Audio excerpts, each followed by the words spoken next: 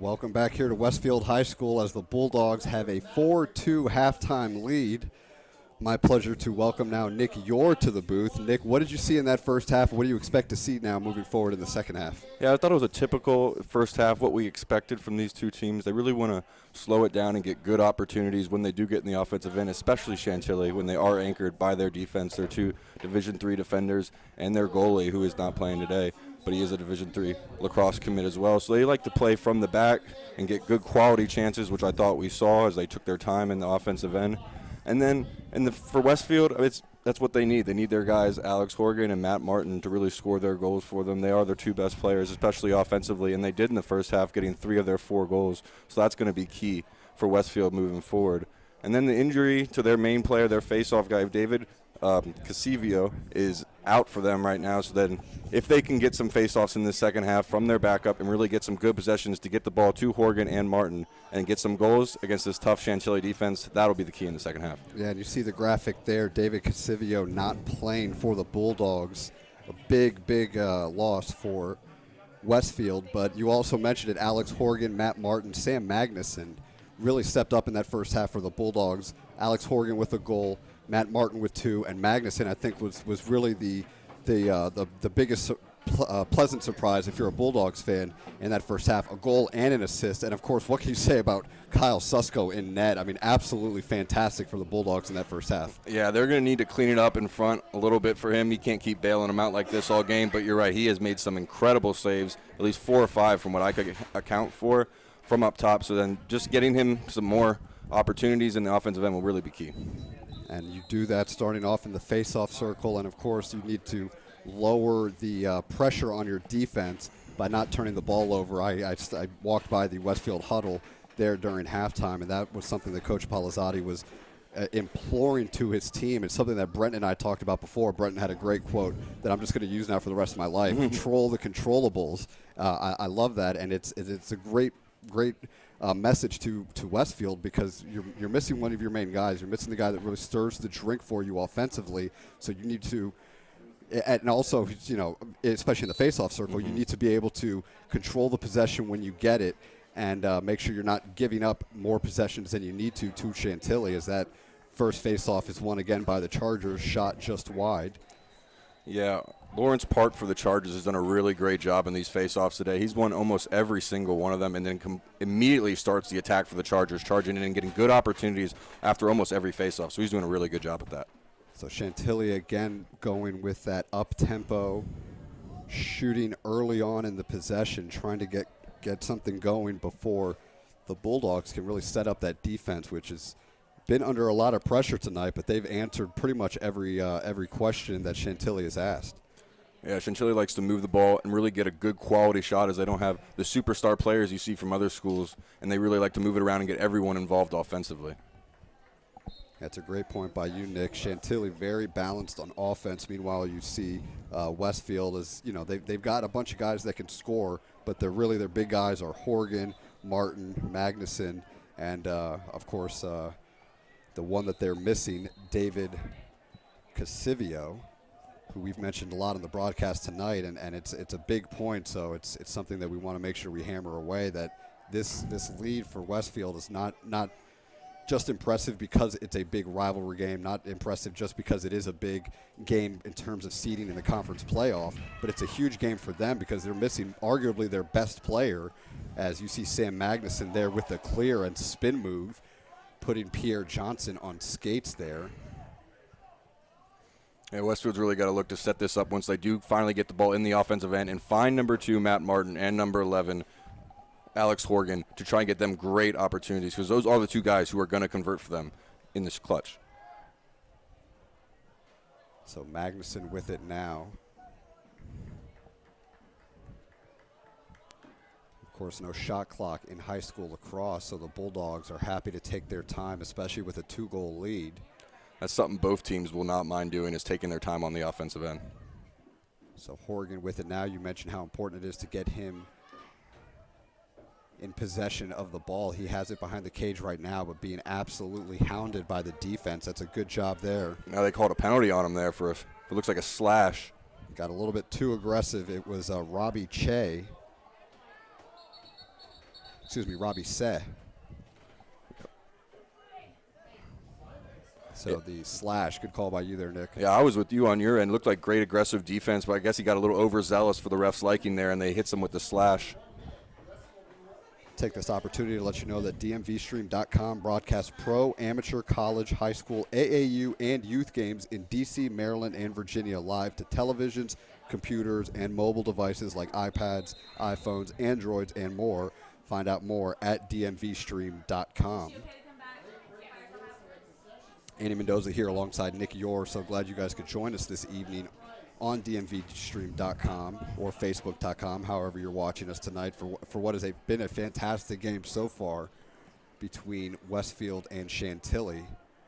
As Alex Horgan's shot goes just wide. We had a good view of that one, Nick, and it went just screaming past that near post. It looked like almost an instant replay of his second goal in the first half as he came from underneath the cage like that and scored from the left side, shooting back towards the goal. So that's what could be one of his favorite moves moving forward in this game. So Horgan with it now. Gives it up as the Bulldogs doing a good job of moving the ball around, and a big spin shot there by Sam Magnuson with his second goal of the evening. Gives the Bulldogs a 5-2 lead. Yeah, that is huge for Westfield. As you know, Martin and you know Horgan are going to get their goals. They're going to get their opportunities. If they can have a third, maybe a fourth guy step up, especially in the absence of Cavasillo, with Magnuson scoring his second goal, like you said today, that would be huge for Westfield and huge for them moving forward into the playoffs when they get him going. So Magnuson now with his third point of the evening, came into this contest with 19 on the year. He is third on the Bulldogs in goals scored, now up to 17 on the season in terms of goals scored. Also to go along with an assist, which he had earlier in this one, assisted on the first goal of the game. And really credit the Bulldogs for continuing to fight, not content with a 2-goal lead, now extending it to 3. It's something Coach Palizzati mentioned to me before the game also, that they really needed to match Chantilly's energy and intensity, and they've not only matched it, they've exceeded it. Yeah, it was especially in the second half because they are known as a second-half team, and thought we had a good opportunity there, but it does go wide. Chantilly is a second-half team, so you do really need to match their intensity coming out of the locker room. So the Bulldogs in possession again after extending their lead to 3, just under 8.5 minutes remaining here in the third quarter, and a sloppy pass there turns it over. Now the refs are going to say that's going to stay with Westfield. It was off the stick of a Charger, looked like number 20, Ryan Morris. Oh, good play there to recover there by Morris and get the steal. So Chantilly looking to clear the zone. They do, but the pass gets away. Nice ground ball picked up there. That's number 2, Matt Martin for the Bulldogs. So Westfield back in possession. Horgan can't control that pass. And guess who? Sam Magnuson is Johnny on the spot. Such an alert play. That's a great point by you, and he takes a shot afterwards. The refs have really let them play. Is that something you've noticed today, too? Is it maybe because of a rivalry game, big game in terms of seeding? Yeah, definitely let them play. You've seen some bigger hits where you see in lacrosse where those big hits you think are football hits and they get called a penalty. And you've seen some of those kind of get let go today, and maybe that is the rivalry. Maybe it's just hard play, but it's been fun to see. So Pierre Johnson now for the Chargers brings it into the offensive zone as Chantilly looks to cut this 3-goal deficit. Yeah, this could be a danger time here for Chantilly. They can't get down much more. They're not a team built to come back from big deficits. And another big save by Kyle Susko, just absolutely amazing so far this evening. And when you struggle to come back from big deficits, it makes it that much harder when the other team's goalie has been as stout as Susko has been.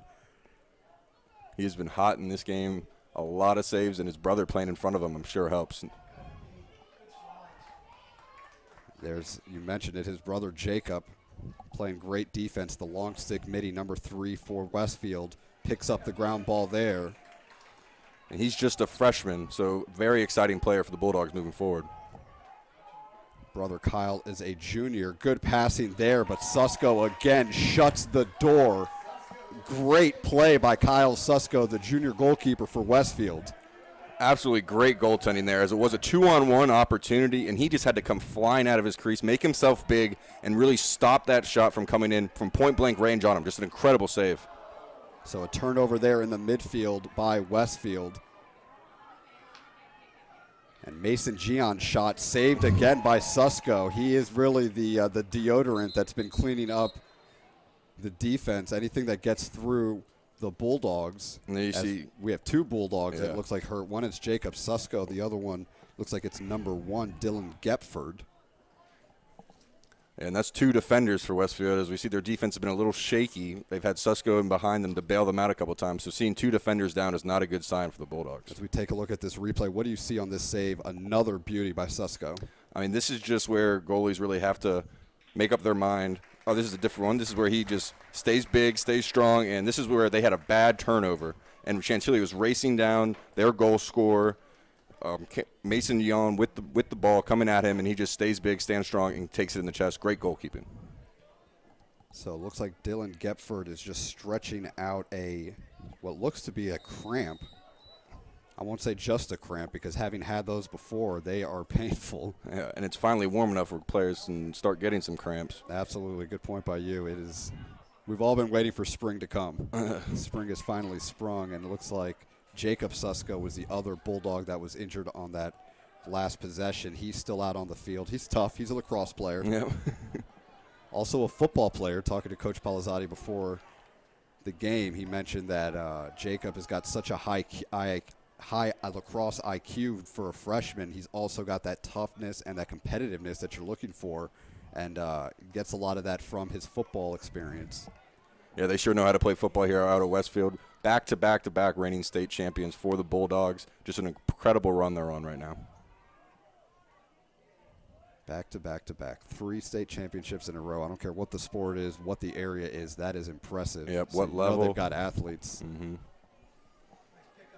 Great piece of defending there. Really swarming defense, which is something Coach Palazzati mentioned that he was really looking for his guys to use tonight, was just that swarming defense, attack by numbers. Yeah, and a great outlet after by Susko to get this offensive possession started for the Bulldogs. So Martin with it now as he and Horgan play a 2-man game. 4.5 minutes now remaining in the third quarter, as Westfield with a 3-goal lead over their rival Chantilly.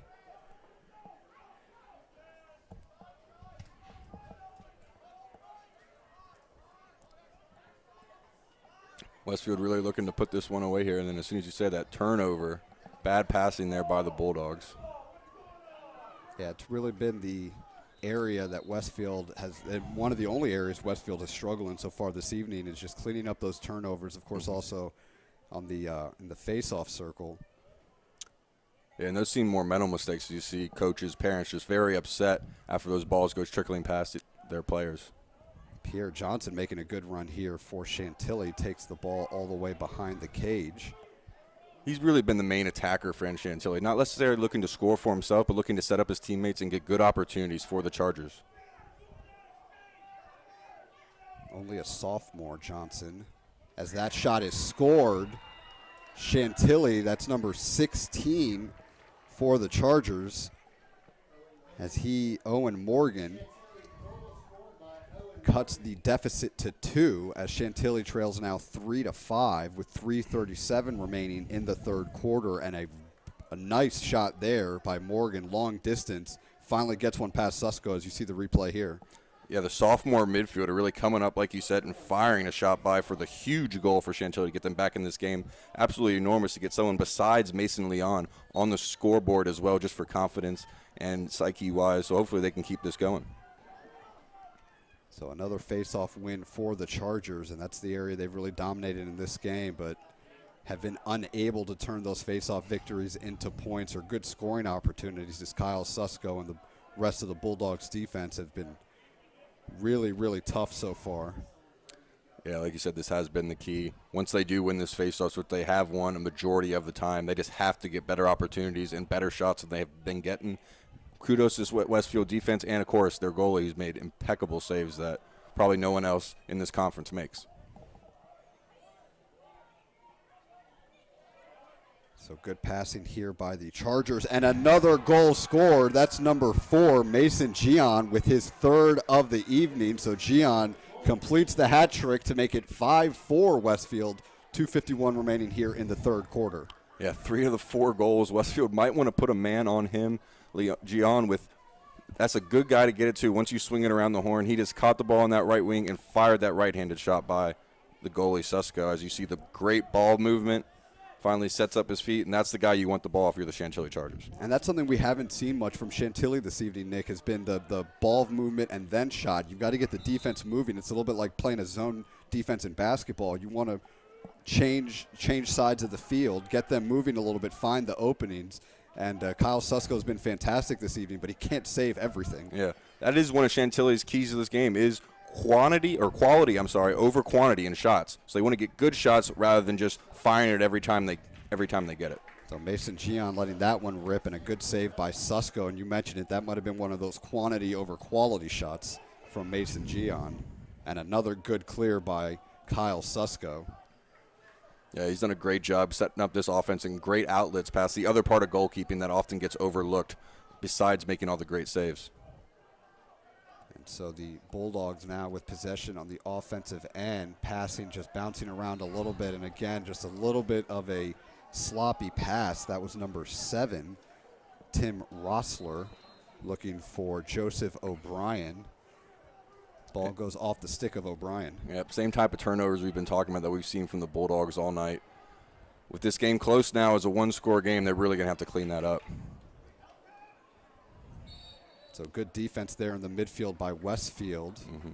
Gets possession back to the Bulldogs, but you have to imagine the momentum is really on the side of Chantilly after those 2 straight goals. Yep, and they know every time they get a goal or they get something that leads to a face-off, they know they're going to have an advantage if they've won the majority of these face-offs and will get the ball back. So 90 seconds remaining here in the 3rd quarter as Westfield is in possession with a 1-goal lead. Sam Magnuson has it now. As you see, Chantilly has really extended their defense out a little bit more here in the 3rd quarter. And a good piece of defending there. That's number 23, Daniel Morris, the long stick midi sophomore for Chantilly. Yep, brother also on the team. A lot of brothers in this game between both teams. A lot of that. We mentioned that earlier in the broadcast. And you have the Park brothers, the Susko brothers, the Morris brothers. So it's a family feud of lacrosse this evening. Yeah, with the schools being so close, it's not surprising to see that. So Chantilly in possession. That shot goes just wide.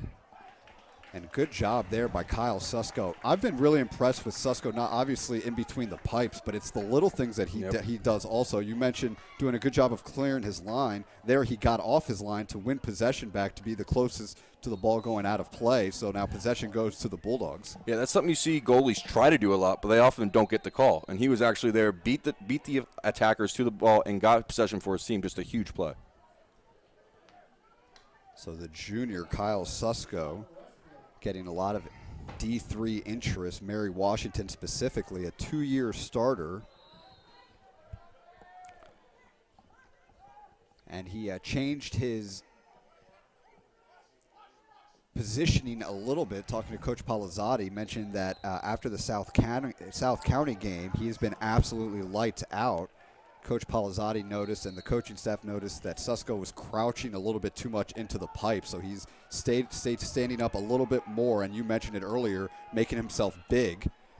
And it's really been to credit the coaching staff to Westfield has worked beautifully for the Bulldogs and Susko, as Westfield now takes a 5-4 lead at the end of 3. Nick, what did you see in that quarter? Obviously, big bounce back quarter for Chantilly. Get this game a little closer. It's 5-4, so they are in this game, and they will be coming, and they do still have the face-off advantage, even though Susko's younger brother, Jacob, has been taking over the face-offs for Westfield and has won a couple recently, but they still are not doing well in that department, and Chantilly will have a lot more goal opportunities coming up in this fourth quarter. So 5-4 the score after 3. Nick Yor, Andy Mendoza here. So glad you could join us on DMVstream.com. We're going to take a quick break here, come right back with fourth quarter action. You're not going to want to miss it. It should be a fantastic finish as you are watching the DMV Stream Game of the Week. We'll be right back.